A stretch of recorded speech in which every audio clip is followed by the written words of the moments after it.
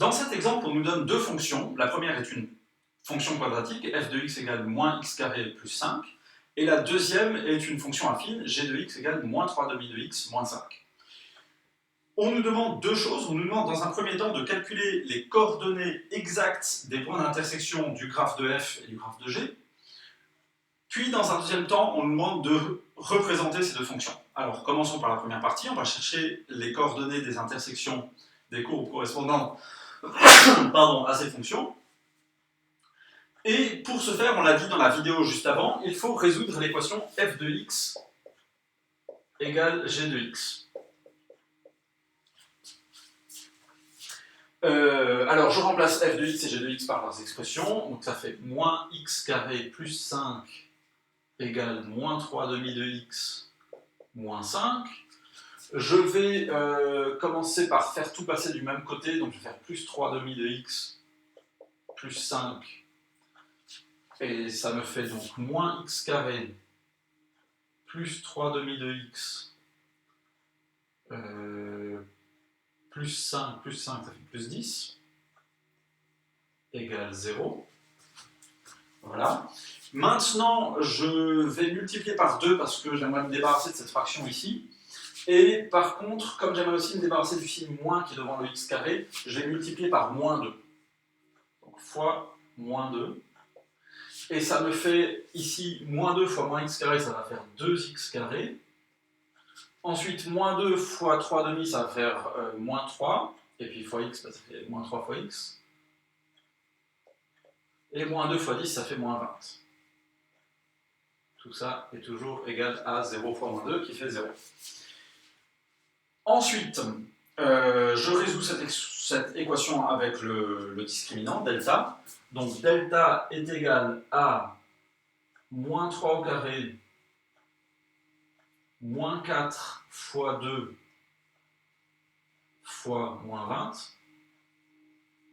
Et puis si je fais ce calcul, ça fait 169.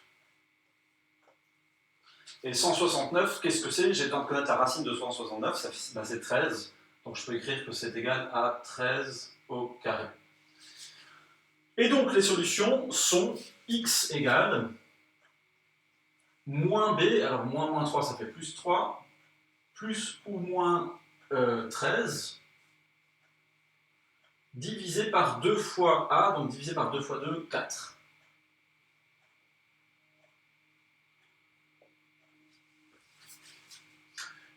Les deux solutions possibles, si je fais avec plus, 3 plus 13, ça fait 16, 16 divisé par 4, ça fait 4.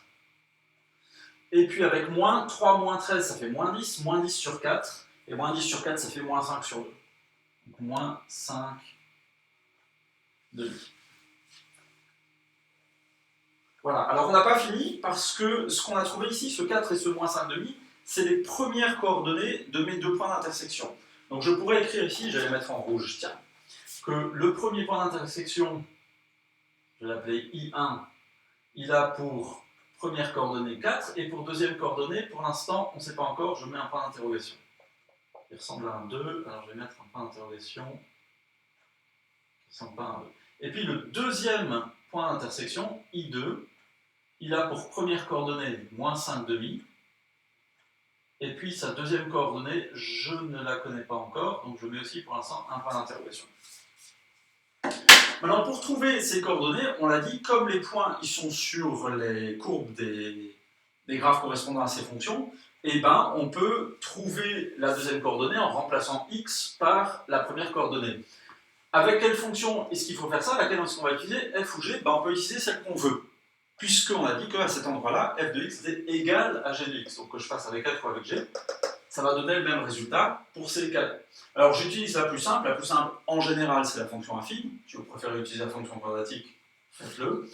Je vais utiliser moi la fonction affine ici, donc g de x. Alors je calcule d'abord g de 4 pour I1, g de 4, c'est égal à moins 3 demi fois 4 moins 5. Et ça fait combien? 3 demi fois 4, ça fait 6. Donc moins 6 moins 5, ça fait moins 11. Donc la deuxième coordonnée de I1, c'est moins 11. Et puis, pour le deuxième point d'intersection, je vais calculer G de moins 5 demi. Et ça fait donc moins 3 demi fois moins 5 demi moins 5. Et ça, c'est égal à combien? C'est égal à, alors, moins fois moins, ça fait plus, donc 15 quarts. 15 quarts moins 5, ça fait 15 quarts moins 20 quarts, ça fait moins 5 quarts. Ça fait moins 5 quarts, c'est bien juste. Voilà. Donc finalement, les points d'intersection, je vais les remettre en rouge toujours, parce que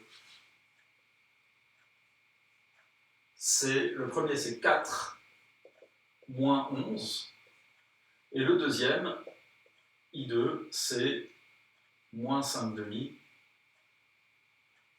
moins 5 quarts.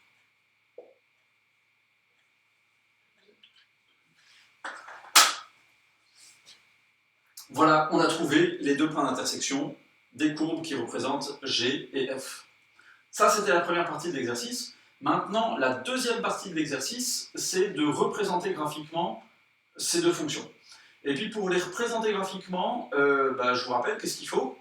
On va commencer par la fonction f, par exemple. Pour une parabole, il faut trouver le sommet, l'ordonnée à l'origine et les zéros. Alors, on va faire ça. Alors, on commence par la parabole.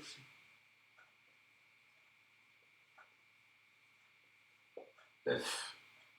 L'ordonnée à l'origine, c'est le plus simple. Ordonnée à l'origine, c'est f de 0, donc il suffit de remplacer x par 0 puis d'évaluer, et donc c'est 5. Ça veut dire qu'elle va couper l'axe y en y égale 5. Le sommet, par exemple, pour les zéros, donc on va faire les zéros, comme ça on fait l'intersection avec l'axe des x. Les zéros, il faut résoudre l'équation f de x égale 0, donc moins x carré plus 5 égale 0. Et ça veut dire quoi? Ça veut dire que si je passe le x carré de l'autre côté, plus x carré, ça veut dire que 5 est égal à x carré.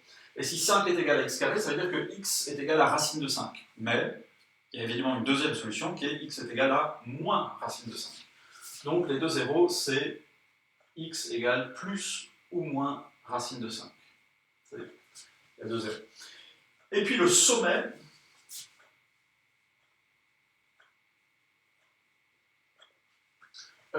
pour trouver la première coordonnée du sommet, je vous rappelle, la formule c'est celle-là, x, s. Je l'appelle x parce que c'est la première coordonnée, puis s pour le sommet. C'est égal à moins b sur 2a. Maintenant, dans ce cas-là, b est égal à 0 parce qu'il n'y a pas de x. Donc ça fait moins 0 divisé par 2a, 2 fois moins 1, ça fait moins 2. Voilà. Et puis de toute façon, 0 divisé par ce qu'on veut, ça fait 0. Et donc la première coordonnée, c'est 0. La deuxième coordonnée du sommet, c'est ys égale f de xs, donc égale f de 0. Et f de 0, ça fait combien? Ça fait 5. On aurait pu le deviner plus vite parce que à partir du moment où on sait que la première coordonnée c'est 0, du coup le sommet se trouve sur l'axe y, donc en fait le sommet correspond à l'ordonnée à l'origine dans ce cas-là. Et donc le sommet, on va quand même l'écrire, S, il a pour coordonnée 0, 5. Voilà. Et puis finalement, la fonction affine, g de x, alors la droite, g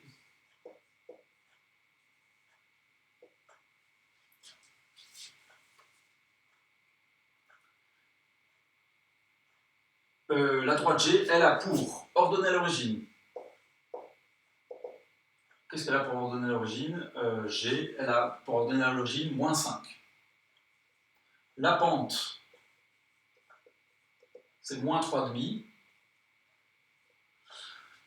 Et puis les zéros.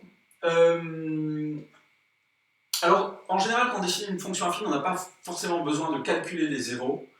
L'ordonnée à l'origine et la pente, ça suffit pour la dessiner. Ici, je vais le faire parce que comme mon dessin sera pas très précis, c'est mieux si je calcule ça. Donc les zéros, pour les trouver, il faut résoudre comme d'habitude l'équation g de x égale 0. Donc ça fait moins 3,5 de x, moins 5 égale 0. Je passe le 5 de l'autre côté. Ça fait moins 3 demi de x égale 5. Moins 3 demi de x égale 5. Je multiplie par moins 2 tiers fois moins 2 tiers pour faire partir cette fraction, et ça fait x égale, alors moins 2 tiers fois 5, ça fait moins 10 tiers. Voilà. Donc les zéros, ben, il y en a un seul, c'est moins 10 tiers. Et avec toutes les informations sur la droite G, toutes les informations sur la parabole, et les deux intersections, on va pouvoir dessiner le graphe des fonctions. Ce dessin, je le fais juste dans une troisième vidéo que vous pouvez regarder tout de suite.